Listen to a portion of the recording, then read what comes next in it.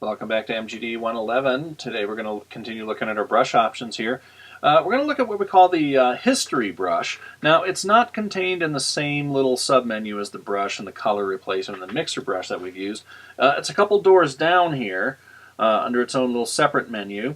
And there's an art history brush, which is a really strange tool, but we want the history brush. Now, you'll notice I have my picture here that I've been experimenting with for a while. Normally, I've been deleting the effects as we go along so I don't mess up the picture too much. In this case, I've created sort of a mess. So the art history brush has a very interesting effect that it can do. I've selected a fairly large brush. You notice I've done some effects here in her hair. I recolored her shirt. I did all this stuff. Watch what happens as I spray over her hair.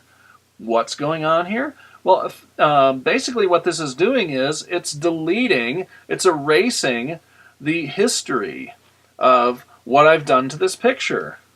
And it's putting it back to an earlier state. Now, that's a pretty cool thing. So if you mess something up or you decide that you want to go back to a particular part of a photo, you can use the history erase brush to go back. Now, what's it erasing to? Well, it defaults to going back to, in our history, the original state of our picture when we first opened it. So it's trying to erase back to that point. However, we can decide in our history palette here to select a particular area of the picture, and it will erase back to that particular phase. So it's kind of cool that we don't have to go all the way back to the start with it. But a lot of times you will create something in our using some sort of crazy effect. And you just want to sort of erase just a little bit of the history here, just part of the picture.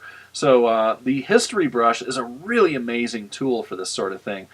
And it's kind of nice that the original state of the picture remains there. Now, I have to remind you, if I save this picture and close it, that becomes the new original state. We can't magically go back to what used to be the background in this picture. So it's not a cure-all for everything, but it's a pretty neat tool for being able to sort of minimize the effects of some of the things that we've done to our picture. So that is the history brush. Enjoy playing with that one.